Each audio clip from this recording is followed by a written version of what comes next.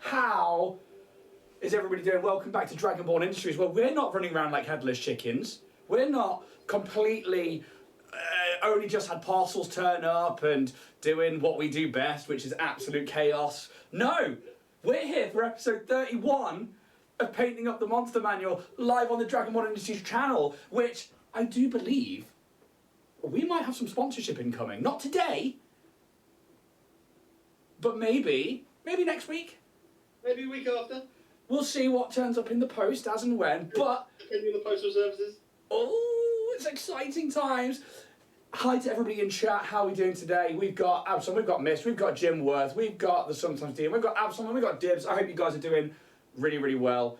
We are just back to, hopefully, paint some minis and kick ass, because, it's half term here.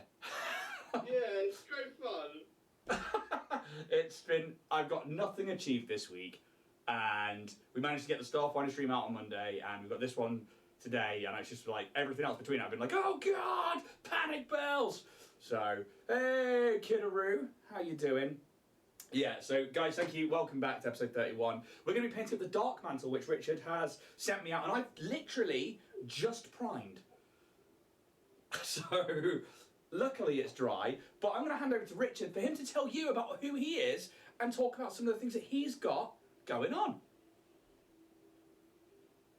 Okay, so I am Richard from Warrior Prince 3D. I can be found on Facebook, Instagram, Etsy, Band Badgers, and over here with Dragonborn Industries. I am your one-stop shop for all your 3D printing needs.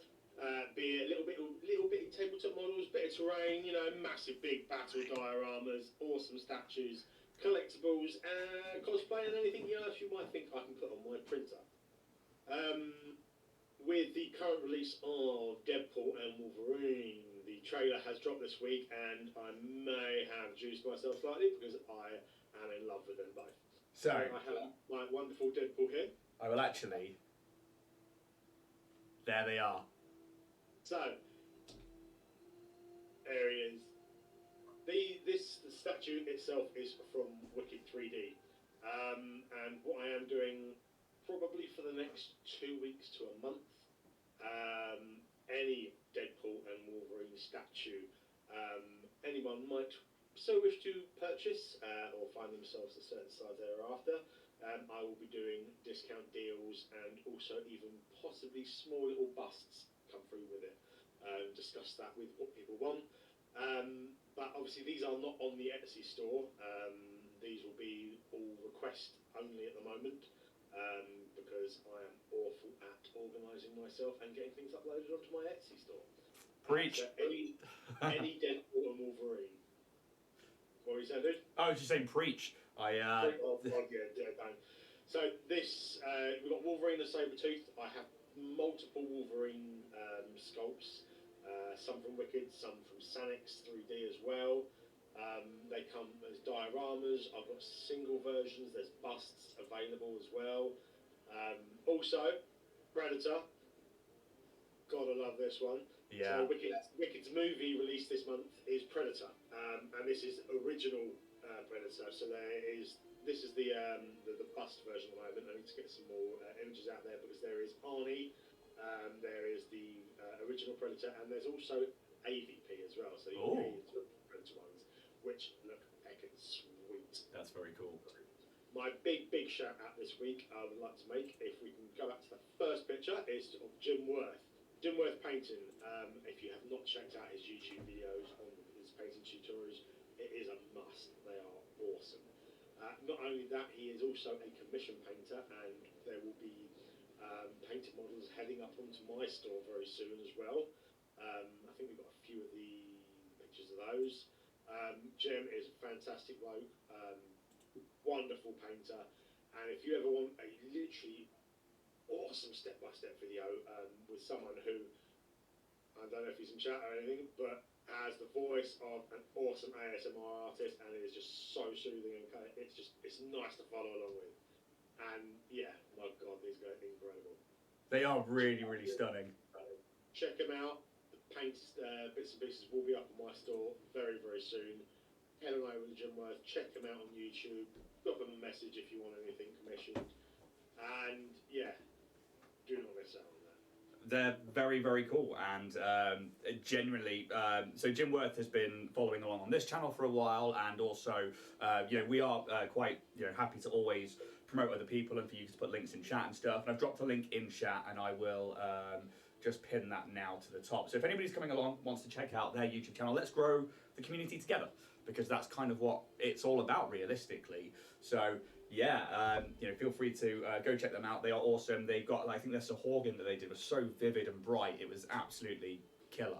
Really, really awesome. But yeah, that's all from announcements from Richard. I'll jump in, because we've got so many these days. If you do want to get anything that's not necessarily mini painted, but you want to run one-shots, or you're struggling to come up with things, go check out Roll and Play Press and use code Dragonborn10 if you buy anything at the checkout. And especially with their new One-Shot Wonders book, they've got a new Kickstarter at the moment. I don't think the code will work on that one, because it's obviously a Kickstarter, but they're fantastic to have behind the screen or as a player, and I genuinely use them for a lot of my session preps, especially when it comes to like names and to random things that players ask for. So it's well worth checking them out. Use that code Dragonborn10 and you'll get 10% off your books. It's a brilliant book. I have bought it myself this week. The One-Shot Wonders. Yeah, One-Shot Wonders arrived today, and I've enjoyed it and enjoyed the maps as well. I've pledged for the maps on the Kickstarter. So have I. Yeah. And they're brilliant, because they are just beautiful little ones you can knock out, even with obviously all my lovely little drawers of 3D printed terrain. I can add to it as well, and they're brilliant. Around a little session the other day, slapped a map out, a couple of little bits of trees, models, goblins, done. Yeah. They are phenomenally laid out, beautifully sort of. I say rendered. That's the wrong word. Beautifully drawn, and yeah, the One-Shot Wonder stuff. It's great for One-Shot Wonders in itself. Yeah. But also, you can work them into main campaigns. If you're stuck for a side quest, if you're stuck for thinking of where to go next, you can work one of these things in, and they're brilliant. Yeah, they really, really are, and they are just the nicest guys. So yeah, go check them out. Use that code, and thank you for supporting and giving us an affiliate code to use across the Dragonborn Industries channel, which is awesome. Richard, where is this particular mini from today? Obviously, this is the Darkmantle, which is what we are going to be painting, and my main camera that's on me is going to be... You know what, Ian? That is a very, very good question, and that seems like something I should have actually probably sent over first and been prepared with. Oh, well, that doesn't sound like us. Doesn't sound like us at all. No, not one bit. Bear with me a quick memento. It's alright, my camera, I keep focusing on my camera as it goes in and out of focus, but on me, because there's a screen now slightly there. I'm just going to have to move it, because it's just going to really bother me. Always good. Yeah, but we're going to be painting up the Darkmantle today. While you do that, I will talk about the stats of the creature, and I will talk about what it's all about realistically, because it is a low CR. It's a CR of 1/2. So this is early game or dungeon fodder for people to slice down. I've personally used them as the first encounter in a campaign before, and had them, in and around, just because they offer something different in terms of one of the abilities they have, which is a darkness aura. So they have a 15-foot radius around them that once per day they can concentrate on for 10 minutes, just like it would be a spell, and that allows them to create a field of darkness, which is just great, because you're taking away that sense, and then everybody has to either run around or they have to find a different way to think about things from the off, and I really, really quite like that. Otherwise, they are called the Darkmantle because when they're immobile, they look like a dark cape or a mantle just hung on the back of a chair or hung somewhere on a stalagmite or anything. So they are pretty indistinguishable from that. So I think that's actually one of their abilities, false appearance. While the Darkmantle remains motionless, it's indistinguishable from a cave formation such as a stalactite or stalagmite, but they also could be on the backs of chairs in dark rooms and stuff like that. They've got echolocation, so the Darkmantle can't use blind sight while deafened. So they do have, obviously, blind sight for their own darkness they create, but you can take that away with things like Thunderclap and other deafened statuses. As for size, they're a small. They have 22 hit points as of rules as written, or it's 5d6 plus 5. So it's really not that beefy either. Armor class of 11. So you're going to be hitting it on 15% of most dice rolls, even from level 1. And then their actions is crush. So they have a weapon attack, which is a +5. It's got a reach of 5 foot and 1 creature. Once they hit, they deal bludgeoning damage, and the Darkmantle attaches to the creature. If the creature is medium or smaller, and the Darkmantle has advantage on the attack, it attaches by engulfing the target's head, and the target is also blinded and unable to breathe while the Darkmantle is attached in this way. So this is a rug of smothering, but with its own mind.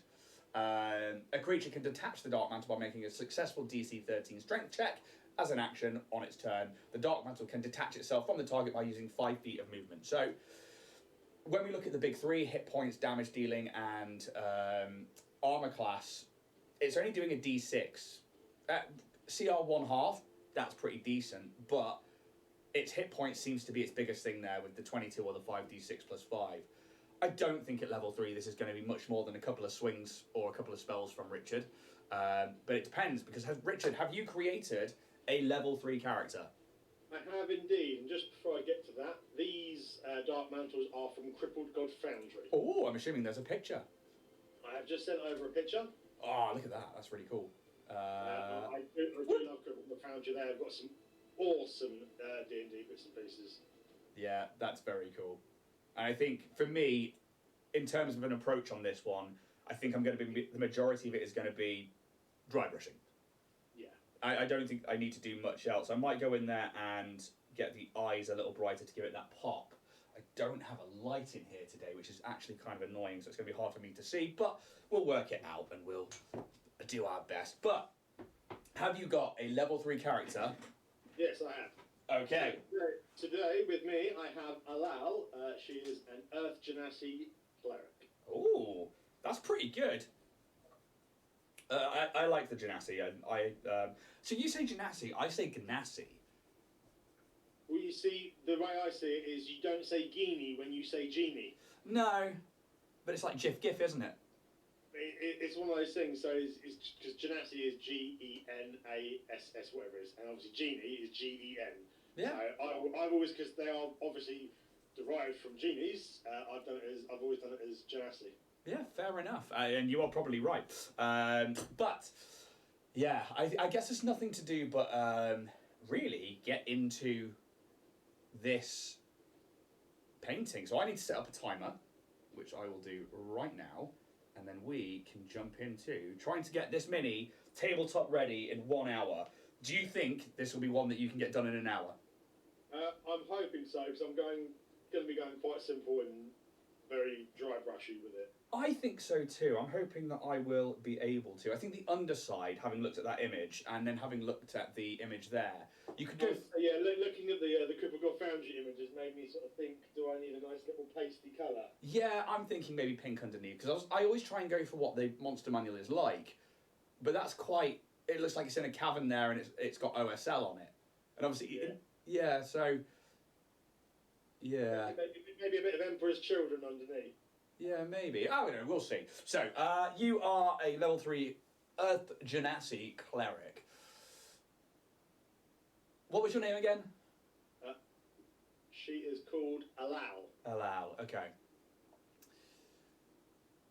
The Stony Arch pub in Moat, which is the biggest city on the material plane of Etherion, is known throughout the land as a common meeting place for many an adventurer or people looking to join the Adventurers Guild.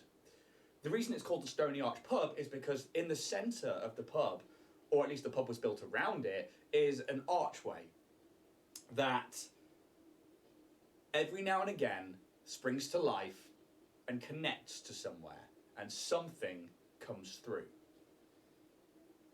Maybe you've been here before and have fought things. Maybe you've only just got to Moat and got to this particular establishment. But you find yourself in the tap room of a large tavern. And the whole of the south wall is a bar. And then the dominating feature around this room that has 3 hearths with fires roaring and many round tables where groups of people in armour or robes sit is this huge 12-foot tall 10-foot wide archway that stands atop 3 steps, like a podium almost. And you can feel it. Everybody can feel it. The atmosphere of magic seems to be building recently, and the pub is just erupting with excitement as they know something is going to come through soon. You've had a drink, maybe you are just here to prove your mettle, but around 7, 8 o'clock at night, as it's getting dark and the candelabras around the room and the lanterns are starting to glow brighter, purple arcane sparks and lightning begin to like circle up each side of the pillars, and then they join at the top of the arch, and where the keystone is, it forms a bright purple gemstone that then emits like rainfall, a shadow of light that creates an event horizon. Through it, you can see a dark cave, maybe some glowing bioluminescence off in the distance. And then you watch as, breaching the event horizon, you just see what looks like a flap of leather being held up from its center point. And then the room goes dark around you. Can you roll initiative for me, please? And I will say this is my first roll of the day, so I need to make sure I clip this out later. What we got? Clips out. Ooh. I've rolled a 9. I've rolled a 9! First of all, that's like my second or third 9 in a row on first rolls of the day. And let's have a look at some dex modifiers. What's your dex modifier on your... 0. 0. I get a +1. I will be going first. So, as this creature comes through, and the timer has started, by the way, so let's get cooking. I'm going to grab, to begin with, a Mechanicus Grey, and then I'm probably going to mix in a little bit of purple, and I'm going to start with that as a dry brush, I think. I'm going through a slight red glaze, just for the bottoms of some of the webbing and around the eyes. Ooh. Nice. Because that picture looks where it's sort of slightly opaque. So, let's grab some purple and mix it in. So I'm taking Alien Purple from the Army Painter, and I'm taking Mechanicus Grey from Citadel. I'm going to mix those two together. Alien Purple. Yeah, it's really, really cool. And then I'm going to just put a dollop of that over here, and then mix a little bit of that in, so that hopefully it will darken that grey, but it will also allow me to have a different tone to the grey. Because we've primed in black, and if we're going to dry brush our way through a lot of things, the primer's going to do a lot of the heavy lifting. But I'm going to give this quite a heavy dry brush, so we call this a wet dry brush for an oxymoron. And I'm going to go straight top to bottom all over the top half of that cloak. But the Stony Arch pub goes dark, and all of the fires, you can feel them. You can feel the heat in the room. You cannot see a thing. You can't see any light from them, and the lanterns all go out. I would say you were probably around 15 foot away from this archway, sat at one of the tables maybe, and then you just hear this like whew, as something flies through the air, and then you hear a wet slap, and then somebody shout, "Oh, it's over here! What is it? What is it?" And that's probably, give me a perception check. Stop looking at myself. Perception check. That is 17. Okay, so that is off to your right, somewhere by about 10 feet. You hear this wet slap of something hitting a wall, and then you hear, "It's over here, it nearly got me." What would you like to do? Okay. You are completely blind. I'm completely blind, so all the lights have gone out. Yes.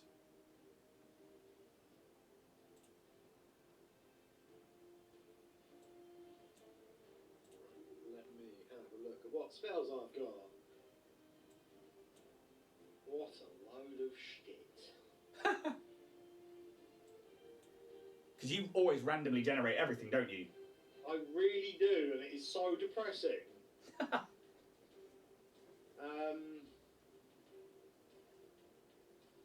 what utter shit.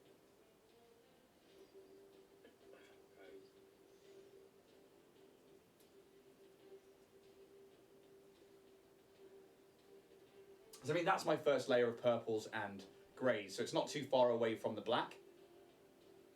But that's what we want for now. And then I'm going to go underneath with a lighter purple, so we're going to start differentiating between the two. Right, I'm going to cast Fairy Fire. Okay. Tell me what I need to do. Each object in a 20-foot cube within range is outlined in blue, green or violet light. My choice. Any creatures in the area when the spell is cast also outlined in light if it fails a dexterity saving throw. Okay.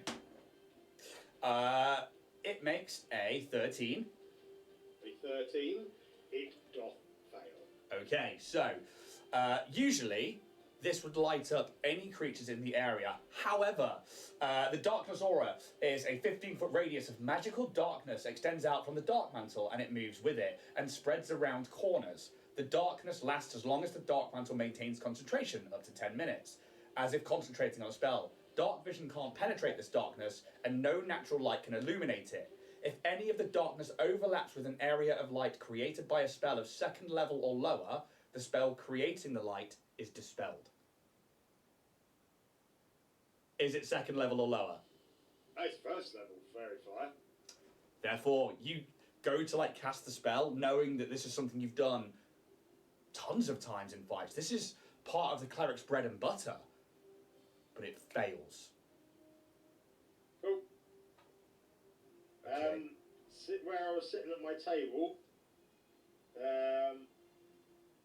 I am gonna get under it.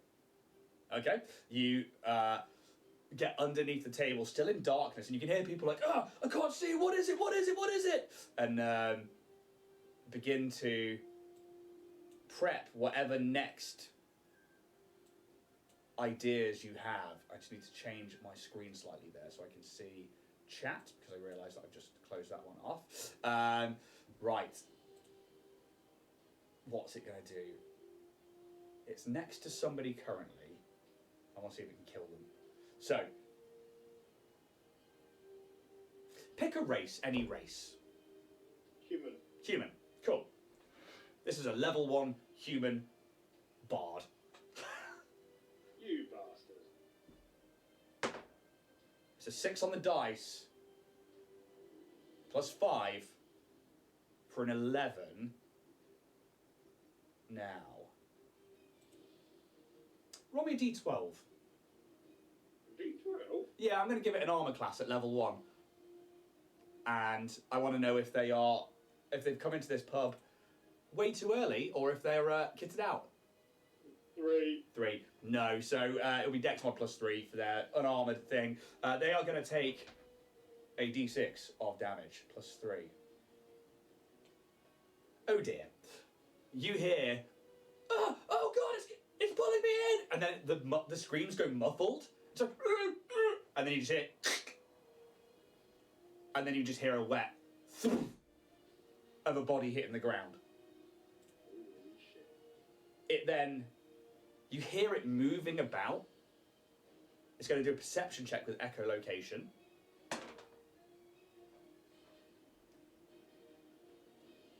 You hear it go over the table. Obviously, with its echolocation, does that mean it has to let out a sound? It does, but it doesn't specifically say you can hear it. And we can't hear bats and stuff, so... No, that's prescribed. I didn't know if it was just making a clicking noise or anything like that. No, I'm going to say it's pretty silent. And you can hear as it flaps over the table and then moves away. You still remain in the darkness, but then you just hear, oh god, it's over here! And on your left by about 10 foot, you hear somebody else shouting, oh, it's over here, it's over here! It's your go. Right, okay.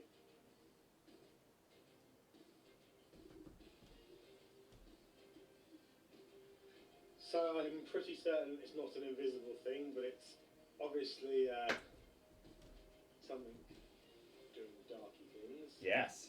Because darkness is everywhere.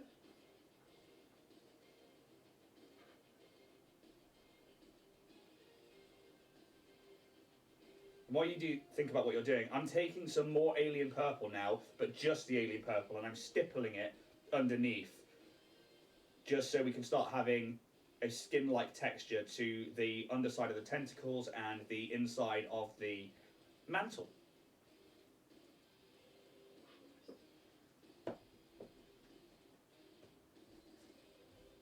Did you say all the fires went out, or just the light went out? You can feel that there's still heat in the room, so you imagine that the fires are probably still on, but you just can't see them.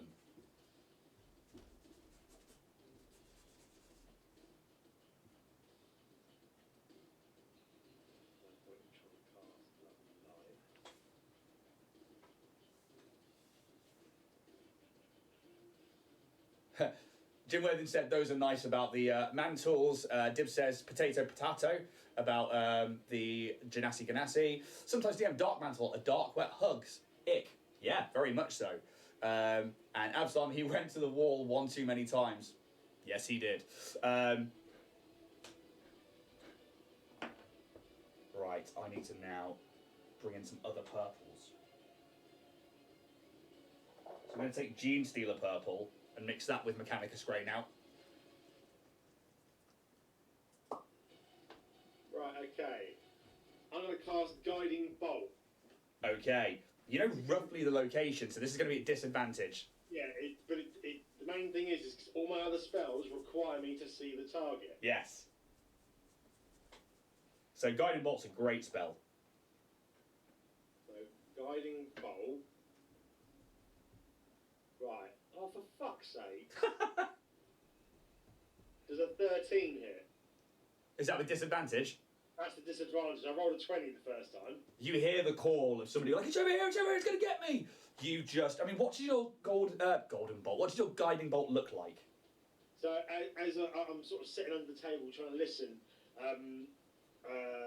pull out my holy symbol and begin to sort of crackle arcane energy in my hand, as little bits of debris sort of start to sort of float off my flesh and writhe around in this bolt as I launch it out. Okay. And you just pray to whichever god you follow as a cleric, and The big rock giant from Neverending Story. you pray to the big rock giant from the Never-Ending Story. Guide. And you send the bolt through the darkness, just hoping it'll hit in the direction. And you just hear as it smashes into something. Can you roll damage for me, please? 18 damage. Okay. I need to make a Constitution saving throw. So, technically, they are concentrating. So this will be DC of 10. Their Constitution is a +1. That's cocked. So 7 +1 for an 8. It hits, and all the light in the room comes back. The darkness disappears, and this weird manta ray cloak being with a pointed head that looks like a flying squid has tentacles attached to a tabaxi fighter with a rapier out that is just getting pulled in, and they're like, no, no, no, no, no, no, no. You can see the remnants of your guiding bolt just dispersing as it's like, these eyes are like a circle around the top of this spike, just wince. And you can see it. And then you can see the eyes darting around and they focus on you. Anything else from yourself? If I can, within my movement, flip at a table. You can flip at a table.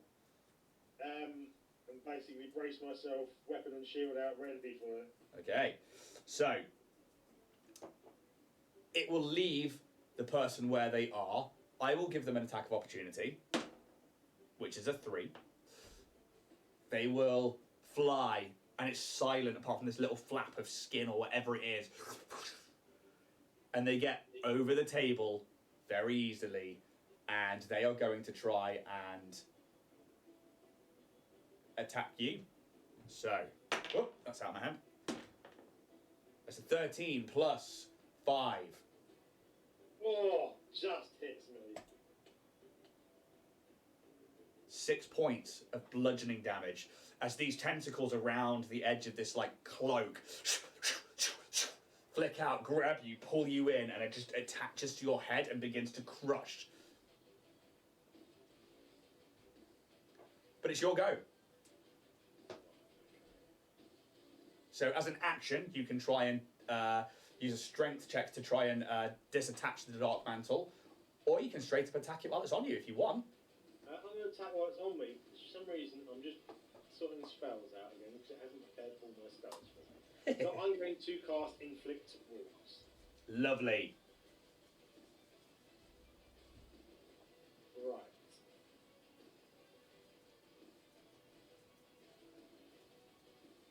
Am I, I'm going to suffer disadvantage, do I? No, because technically you are already touching it. I mean, realistically, I would probably give you advantage because it's attached to you. I rolled a 22 the first time. Yeah, I mean, yeah. 19 the second time. Yeah, I mean, roll some damage.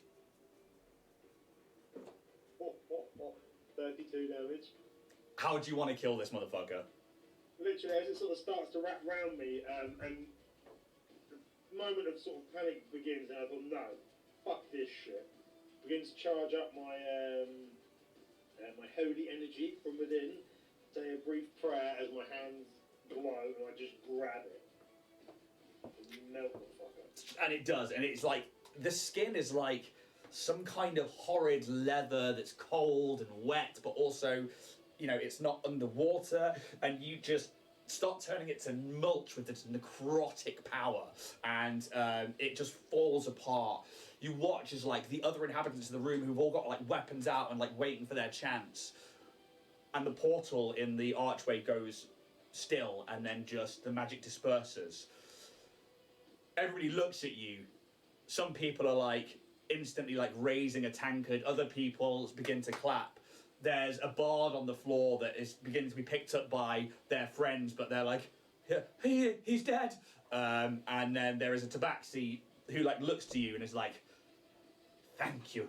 And maybe like a small group of maybe like a gnome and an orc and a human like approach you, and they're like, you're just what we're looking for. We need a cleric. And with that, that's pretty much the combat. Hey. A nice CR 1/2, nice low end creature. Although that darkness did cause some issues, which that was quite fun though. That's what I'm trying to think around the darkness. yeah, and I think that's why I really like it. And where with things like the rugs of smothering, they have a damage transference thing where if you hit the rug, it transfers half the damage to the person inside it.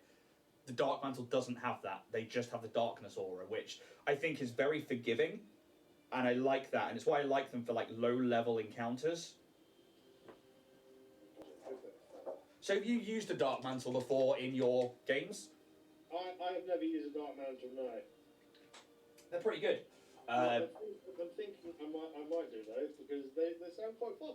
Yeah, they really are. I mean, I used them for literally session 1 of like my first ever homebrew campaign because I wanted to put something in there that wasn't just hack and slash. I wanted them to think around the issue, and you know, some of them just ran wildly in different directions and realised they got outside of the darkness, and they were like, oh, and they could like shout to their other party members and stuff like that.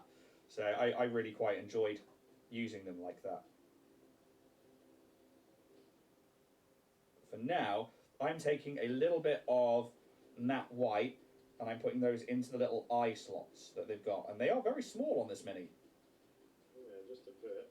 But I'm okay with that because technically it is a small creature. How about you guys at home? Have you ever used the Darkmantle? Have you ever found yourself facing one? You know, let us know what you've done with them.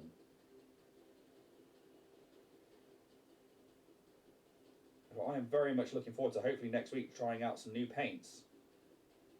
Oh yes, very much so. So hopefully... What have we got next week? Well, next week, I think actually might be relatively fitting. So, by the way, that was done in 15 minutes. Oh damn. one person versus a Darkmantle. I think level 3, versus a CR1 half. When you hit it, you're going to hit it hard. But yeah, we've got plenty of time to paint, and I don't think I'm going to need all of that time to paint.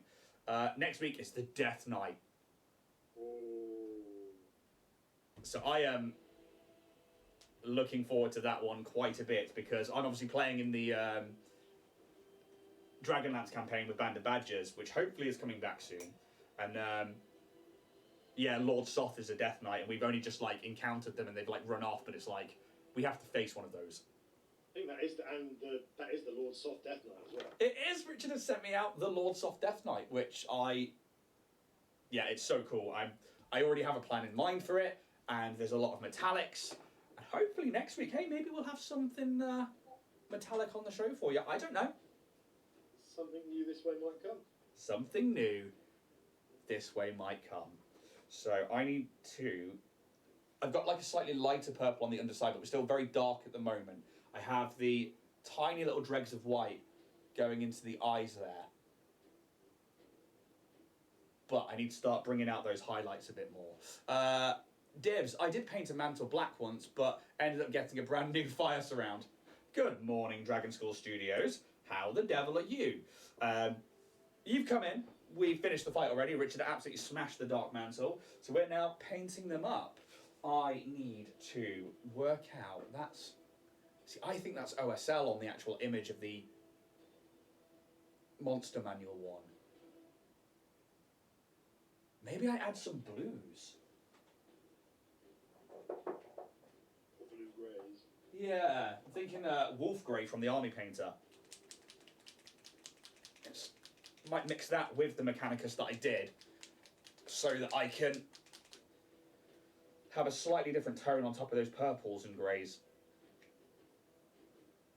So, let's grab... Where's my Mechanicus? So... Deptus Mechanicus. Let's grab some of that. And I'm just doing little bit by little bit, pulling it in. Yeah, that's what we want. And then, once more, I'm going to go back to the old dry brushing technique, as this is going to be the majority of this mini. But I am going to use a smaller dry brush now, and I'm going to try and get down the head spike and down the, I guess it's the spines of the mantle. How are you getting on with yours? Yeah, added in a couple of sort of underpainted bits. I'm just gonna try and get the glazes to finish to dry now. So how are you glazing yours? You what? How are you glazing yours? Literally, I've just mixed up Warp Fiend Grey with a glazed medium, just to add some bits around the top of the head and around the eyes and that. Yeah. See how we what effect that has and whether it will look any sort of good or crap. Yeah, it's all a case of testing out stuff, I guess. And I think that's for anybody who's coming in who's new to mini painting. If you are just getting into it, don't worry what it looks like at the end. Just throw some mini on a paint. So throw some paint on a mini, sorry, and you'll find a technique or you'll find something that you prefer to do.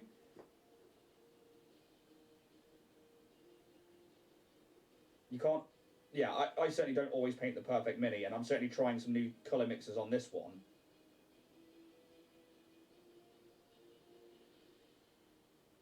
Right. It's one more tender. Hopefully they'll start showing up a little bit more now. Yeah, there we go. So we've got those nice dark bluey greys over the purpley greys. Div says, dry brushing has been my best friend and saviour of late. Yeah, I agree. Dry brushing is really, really fun. What I find I like to do is to sometimes do a base layer or a primer, dry brush, and then if I am going to do something that's a little bit more wet, then add it in or paint in shadows then, and then just layer up the final highlights. Whereas I used to start with everything else, then dry brush at the end. But I no longer do that. So, I'm going to go back to my Gene Stealer purple. I'm going to add some Fulgrim pink to it. So this is a a light purple and a pastel pink. And this is going to be a heavy dry brush on the underside.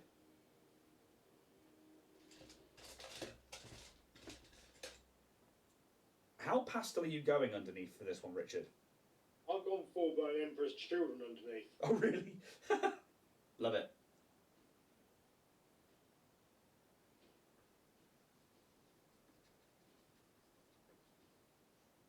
Just because you're not going to be able to see much of it. And, you know, I just thought it looked pretty. Yeah. I'm actually going to darken that one off a little bit more, just with some alien pink. Alien purple even. And then, hopefully, I can get a decent dry brushing in on this. Although actually, that particular dry brush hasn't been cleaned properly, so it's a bit stiff, so I'm not going to use that one. Clean your brushes, people.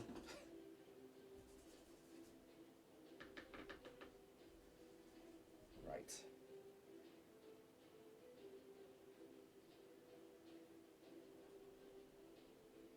I'm actually stippling again with this one, just to add a different texture to those outside areas. And I'm trying to get the underside as well of those edge tentacles.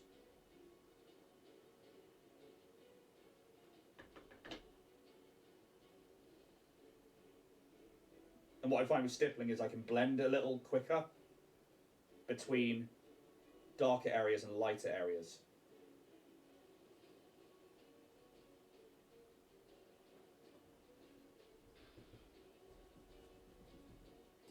And then I'm going to go back to my alien purple. I'm going to try and stipple that back into the deepest reaches of that underside so that we have hopefully a really nice semi-wet blend.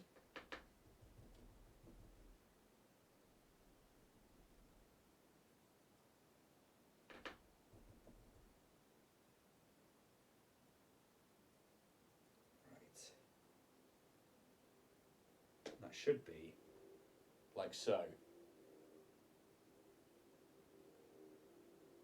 Yeah, so I just went full-blown Emperor's Children. See, I'm going to now add in the foreground pink as standard on the top of that, but I really like how fluorescent that is. That's very, very cool. I actually really like that in the purple, to be honest. So if I can actually work this camera out, see if that can get in focus.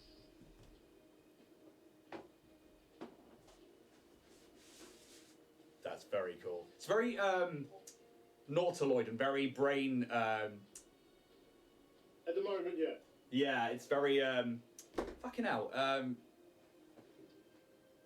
Mind Flayer. Fuck it, how did I forget that?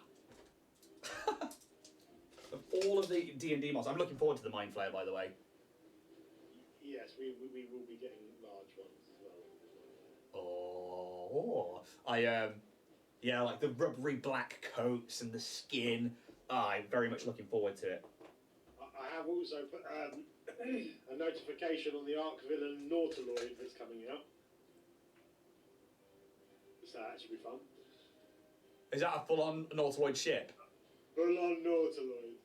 Oh, God. I think I actually have the file for a Nautiloid somewhere. But... I need to get a new FDM printer.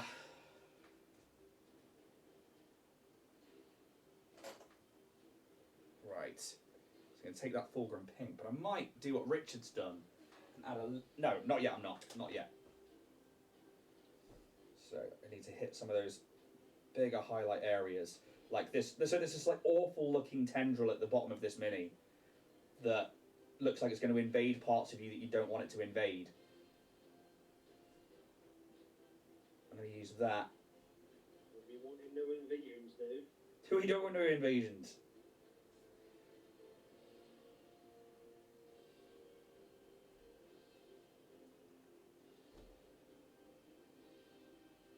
Especially where there's certain areas where like the skirt lifts up, and I want that to be that pastel pink for me.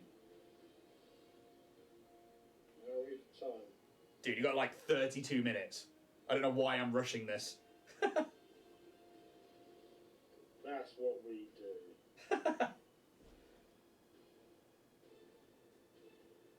But it is to see if we can get a mini tabletop ready in an hour. I suppose that's the point of the show. Apparently so. One day we'll sit down and take our time with the paint job. As I said, there are a couple I wouldn't mind doing like a special episode of, and actually paint it up in the evening and take a couple of hours. Yeah, I think me too. I definitely want to do justice to a few monsters and minis. Either that, or there are going to be a couple we'll do doubles of. Yeah, I think so. Yeah, we'll have to work those out as we get there. So, going all around the outside of this skirt, and then I'm going to try and use some water just to knock back some of the edges that I've painted into the other colours that we've already done. Right. So, quite a wet brush. I'm just re-thinning out the paints that I put on already around the edge, just there.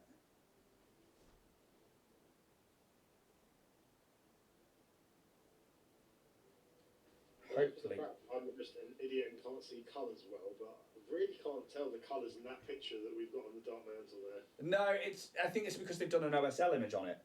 Yeah, and it's really ruined it. It's yeah. So I'm going off the fact that it's supposed to be indistinguishable from a stalagmite or a stalactite on the outside, and on the inside I'm just going to go gaping maw.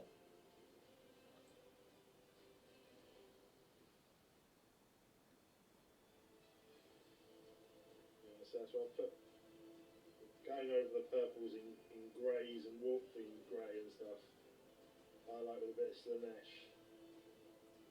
Yeah, I need to get some Slanesh grey. I keep looking at it and like, oh yeah, I should get that. So hopefully it's a bit wet at the moment, but we're going to start seeing dark to light, and then there should be areas that from this side poke out.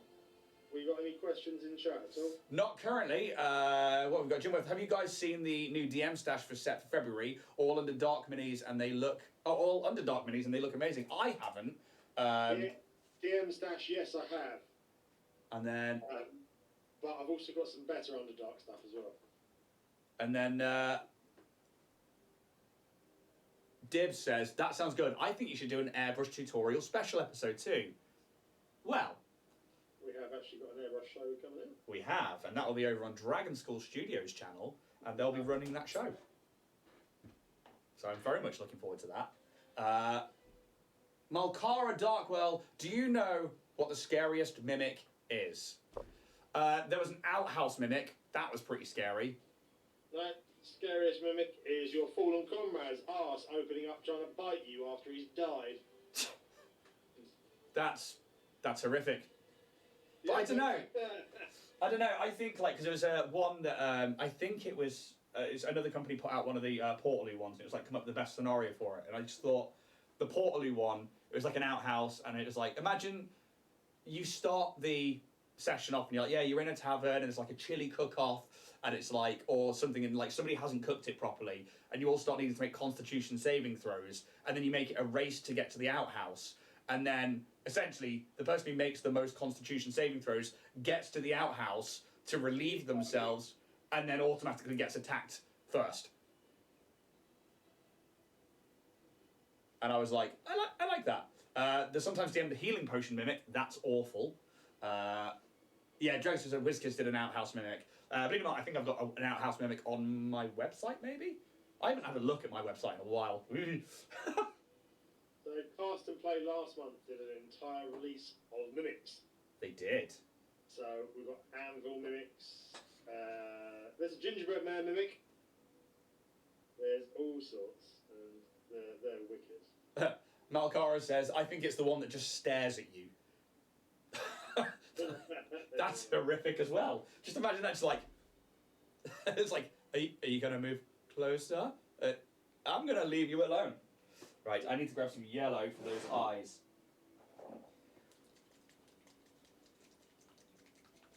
And I'm grabbing iodine yellow, which is a contrast. Oh, because you put white in the eyes. Yep. And iodine yellow is one of my favourites.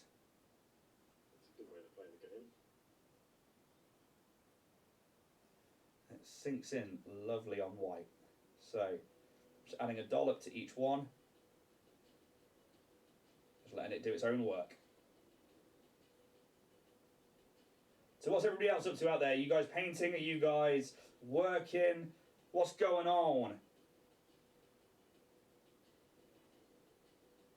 And hey, if you've got nothing else to do today, or if you're at work, why not go check out the latest episode of Starfinder, episode 11, on our YouTube. We're starting a brand new story arc. The guys have just hit level 2, and it's an actual in-person game here in the studio. So that's a fair few sessions to only gone up 1 level. Hey. Is Pathfinder levels different?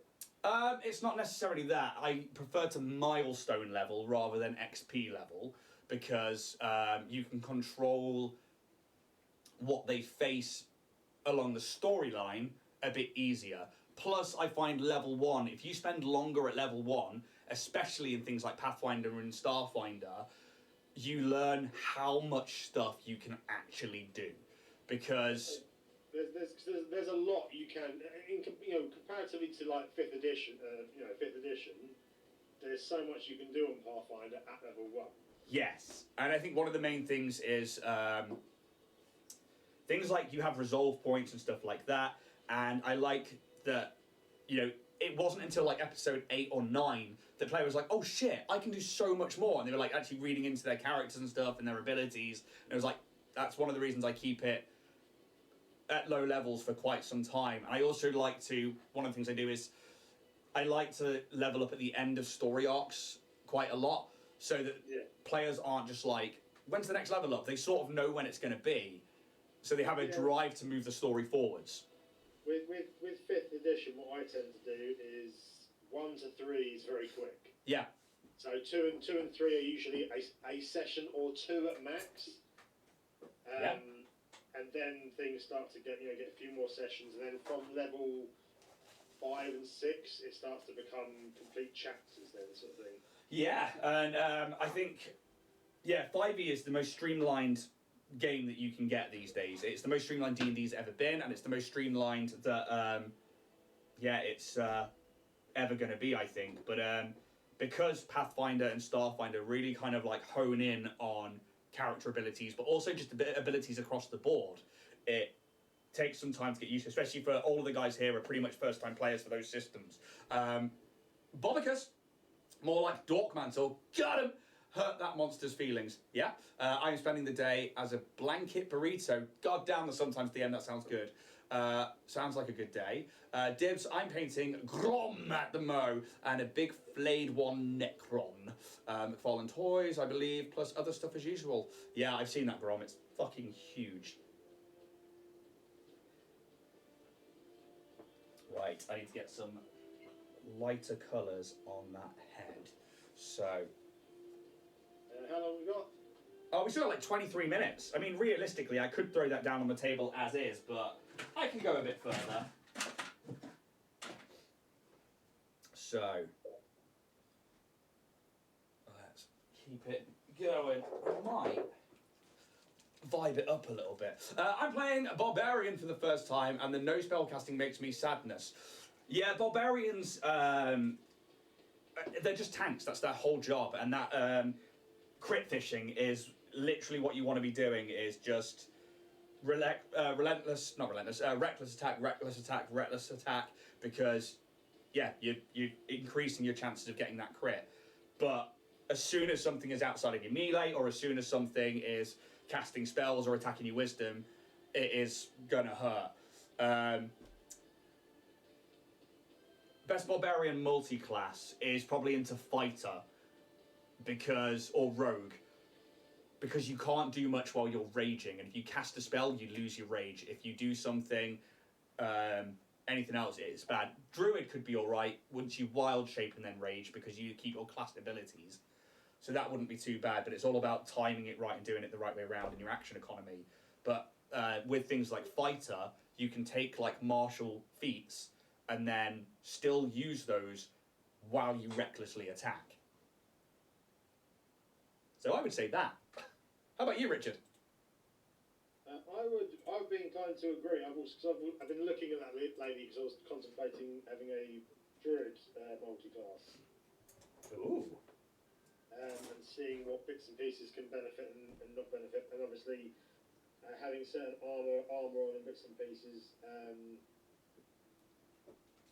One interesting one. The problem is it would require effectively a naked paladin, because paladins can multi-class to barbarians. Because you recklessly attack and you use your smites and it's not a spell. Yeah. But you can't rage if you're in armour. Yes, you can. Can't. Certain armour, you have to be. You can't be in heavy armour. I'm pretty sure. If not, I'm going to go with an awesome class. I think you can be. I'm going to double check that. I know that barbarians tend to get the standard. Oh, Bobicus has not heavy armour. Fair enough. I haven't seen that for a while, but I thought they could. Because they're proficient in it, aren't they? No, they're not proficient in heavy armour. Barbarians wise. Interesting. I don't have my yeah, medium armor and shields. Yeah, Bobicus is completely right. Yeah, fair enough. There you go. I've just been retaught something. That's what this is all about. I just fucked up the underside, I think.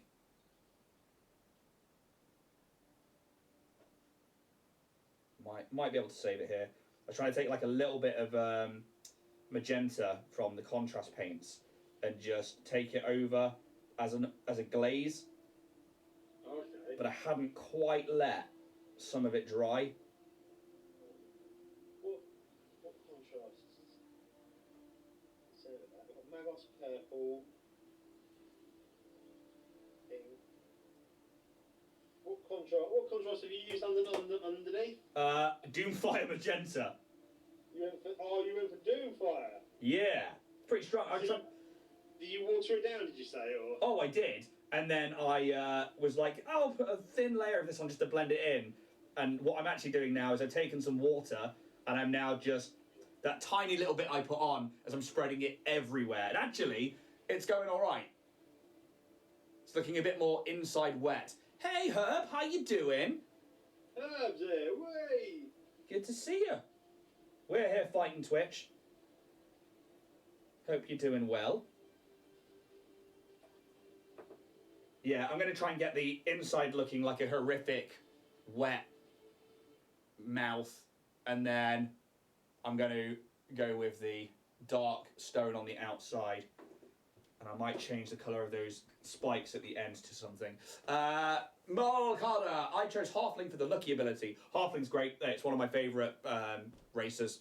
Not for the lucky feat, I just fucking love halflings. Oh, you always play them like that, and you say, oh, we're helpful little buggers we are, and we always, just trying to do our best for the party, and just trying to go out there and adventure, really. I think the last time I did a halfling and I spoke like that, I got in trouble because I made everyone speak like it because they kept mimicking my accent. And that's one of the other things I love, is when you're playing a game, and I found it in this week's episode of Starfinder, I had to go between 3 voices.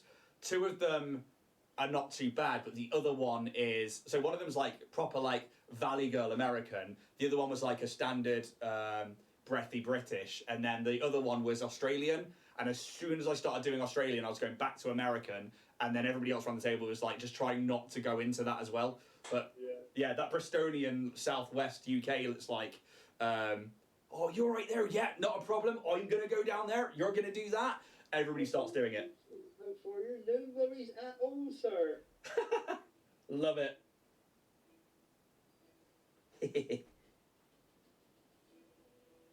So.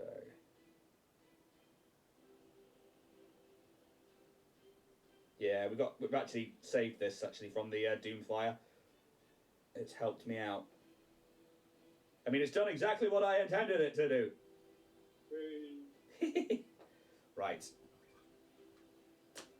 So, let's change the end of those spikes. Let's put something else on there. So, I'm really sorry if I keep sniffing today as well. My nose is running away on its own, so I'm going to mute my mics a second.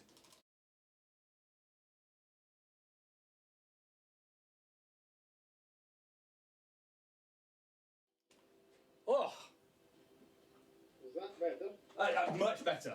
Much better. And I didn't really want to put that out on stream of me just blowing my brains out through my nose.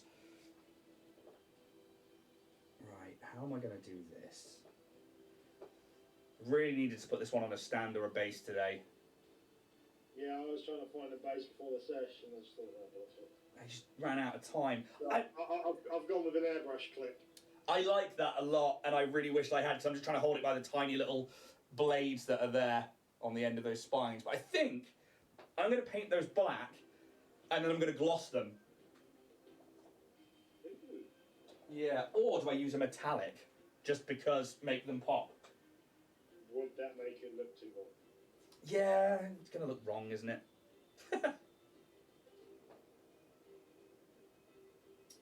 Oh, well, now I'm torn, Richard.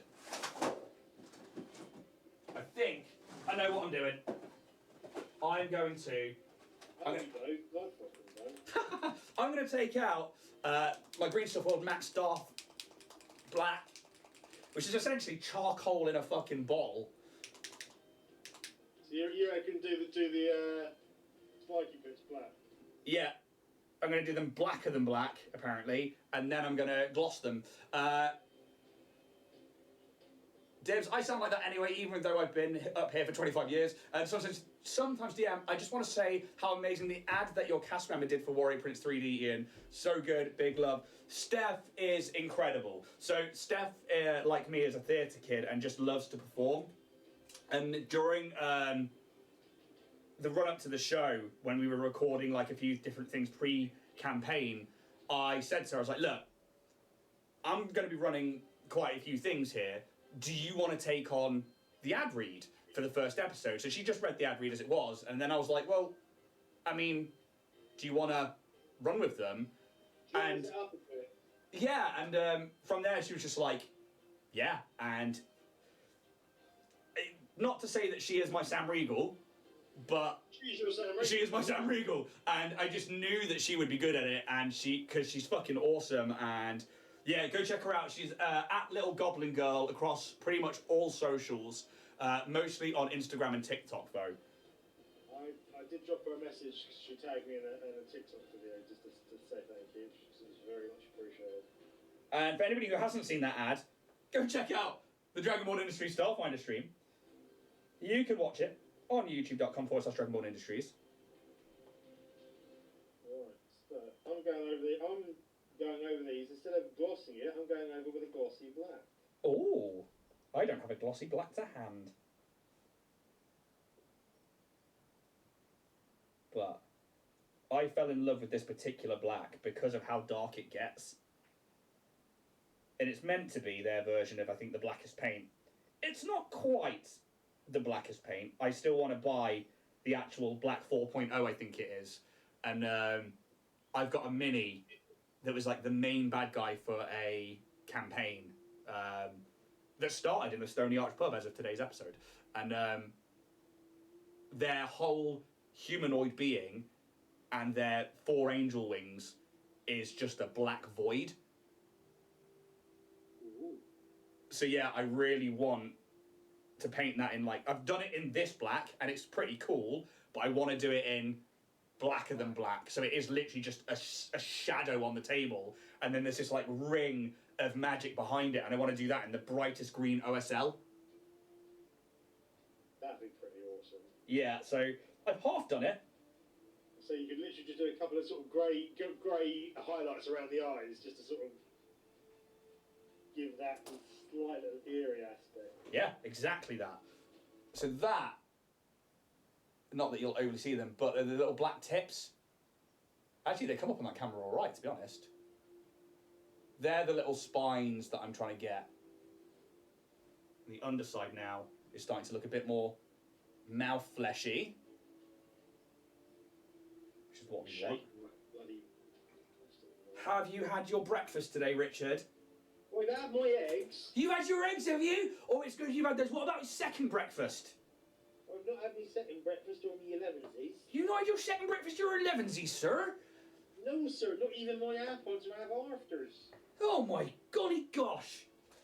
I am dying for a cup of tea, though. I had a flake. Oh, nice bit of flake. I love a flake. It's the best fucking chocolate bar, I tell you. Oh my god. No, I've got to say, best chocolate bar might be somewhat outrageous. Don't know about the flake. If it ain't the flake, you ain't doing it right. No, yes. Best chocolate bar you see has got to be a Rocky. Ah, not a chocolate bar, it's a biscuit.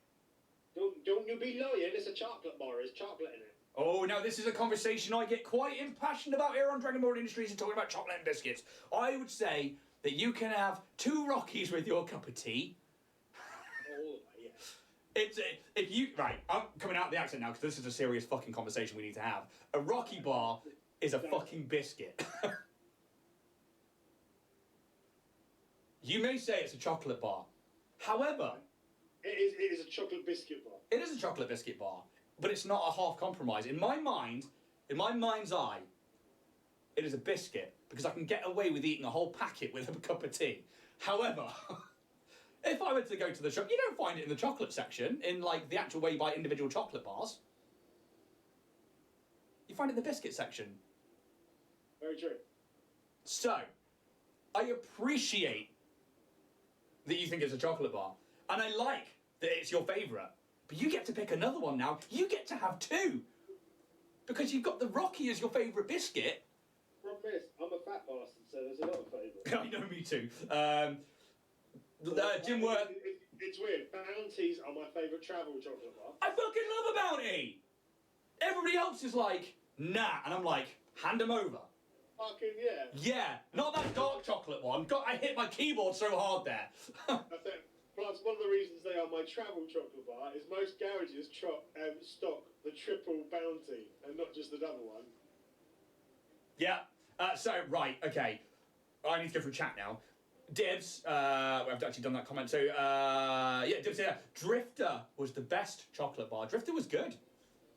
Sometimes DM, is that a hint, Richard? I will share my Ferrero Rocher with you. Now, I'm not a Ferrero Rocher guy. Fuck you. Deserved. Absolutely deserved. I know that. 100%. I know that. But I'm just not. It's like Nutella. I'm just not a Nutella guy. And I know that... Dude. Now, here's the thing. And it's like Herbalist is putting up the big face now, because I think she was here when I was doing my whole flake thing. I'm not a Nutella fan. I'm not a Ferrero Rocher fan because it tastes like Nutella. However, the other day, a friend of mine made me a hot chocolate that was just Nutella and milk and vanilla essence. Holy shit. My fucking life turned upside down. It tasted like a Bueno, which is a phenomenal sweet treat that I haven't decided if it's a chocolate bar. They're made out of hazelnut. I know, and I like hazelnut, but Nutella, I don't get on with it for some reason. And Malcara agrees. But yeah, if you take like however much milk you need, couple of tablespoons of Nutella, slowly bring it up to just before the boil, add a little bit of vanilla extract. Oh my god. I then coat it in whipped cream and put a fucking flake in it. Ah! Ah! Ah!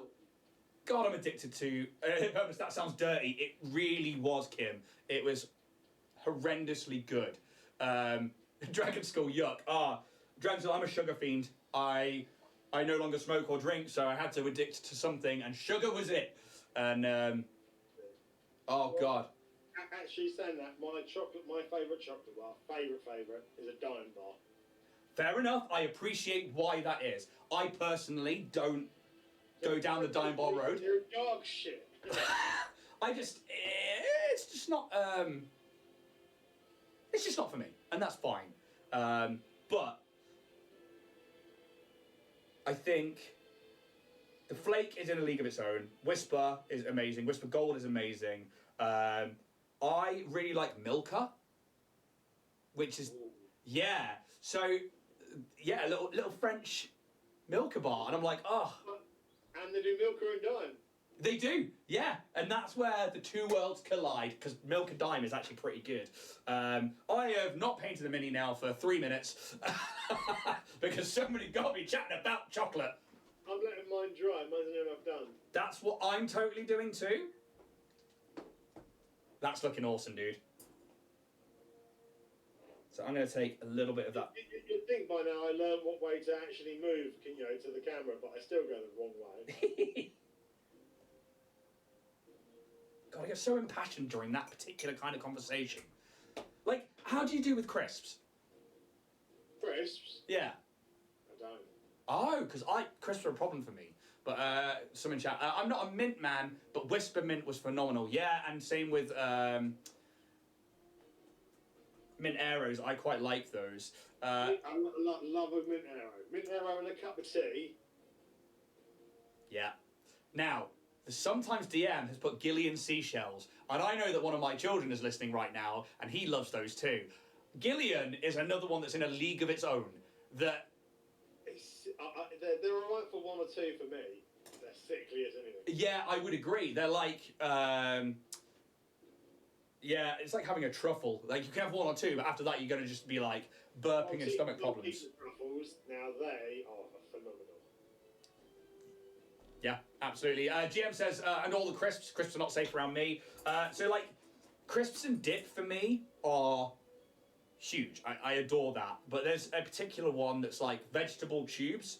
I can't remember the name of the brand, but you can get them in. Yeah, don't worry, they're well known. Yeah. Them with like the pea ones and stuff like that, and the weird. Yeah.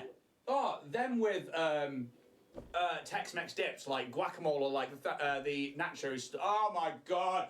Right, I'm done. I'm not even painting anymore. I'm just talking about food. Like, that's how easy it is to sidetrack me with food. We've got 4 minutes left. I'm not going any further with mine.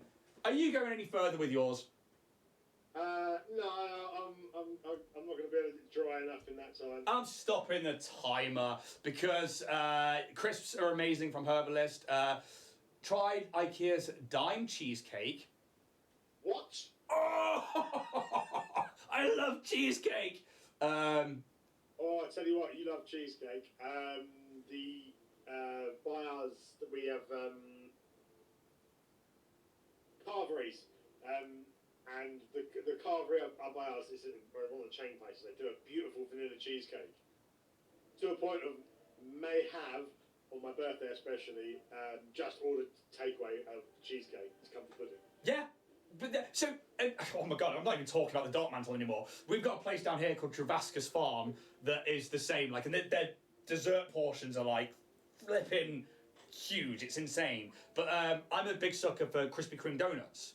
And my wife, for my birthday for the past 2 years in a row, has just ordered like 40 donuts for me. And just that's been my birthday cake. And it's like, I love you so much. Anyway, the Darkmantle, Richard. How did you get on? So I've quite enjoyed this one, actually. I'm going to see if I can actually get some sort of... I love how vibrant you've done the underside. It's like Predator's mouth. Yeah. That's cool, dude. That's very cool. I love the purpley greys on top as well. So I went similar with the purpley greys on top, and I'm more proud of the top side being more stone-like. I could put that on a piece of terrain, and players might miss it. I'm going to get a decent picture, especially those black tips.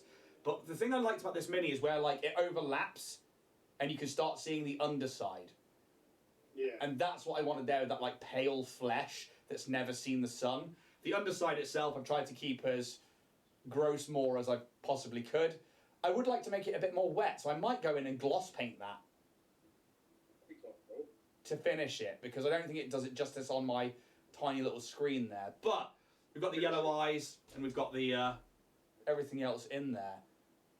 So I think definitely tabletop ready. I could throw that down and people would definitely be like, yeah, that's the monster.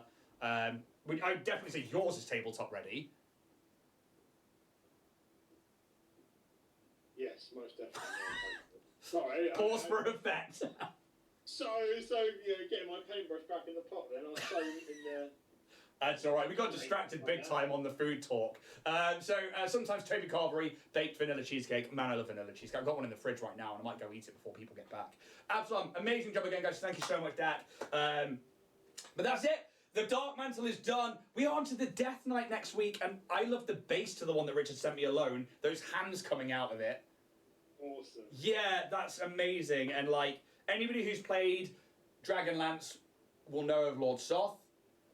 Those of you who haven't, you can watch me in it on Band of Badgers YouTube channel. And yeah, we are trying to find Lord Soth to kill him. But I guess that's it from us today. If you need anything 3D printed, please go check out Warrior Prints 3D. If you're on their Etsy store, use To The Stars as a code to get a 10% discount. And also, those statues, message Richard directly for those Deadpool statues and stuff like that, because they're awesome. Really, really awesome. Not obviously. I mean, the problem is I don't advertise the statues as much as I should, because I still have several subs each month that I'm effectively merchant licensed for, but I just don't get them up. So if there is ever any character you're after or anything like that, drop me a message, because 9 times out of 10 I've probably bloody got one. So it's all good. And hey, if you want some dice, come check out my store. That's fine. Yeah, check out the dice, because they're awesome. And where's my little miner dice? This is my tray. Oh yeah, I forgot to send you that. I need to work on your next dice as well, by the way. Anyway, we're out of here. Guys, take it easy. We'll see you next week for the Death Knight. I'm back on Monday for some Starfinder. Thank you so much. And may those dice gods be ever in your favour. See you around, guys.